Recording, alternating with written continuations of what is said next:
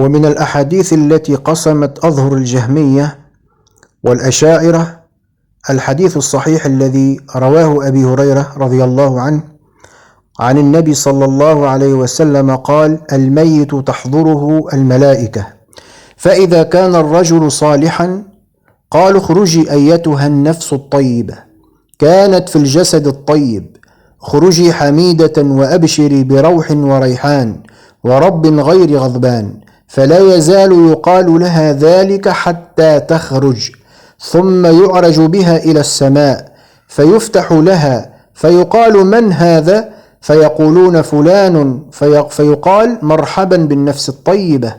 كانت في الجسد الطيب، ادخلي حميدة وأبشري بروح وريحان ورب غير غضبان، فلا يزال يقال لها ذلك حتى ينتهى بها إلى السماء التي فيها الله عز وجل،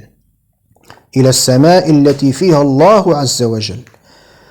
والحديث صحيح، رواه أحمد وابن ماجه والذهبي في الأربعين في صفات رب العالمين، وقال: هذا حديث صحيح. وصححه البويصري كذلك في الزوائد، وصححه كذلك ابن قدامة المقدسي رحمة الله عليه.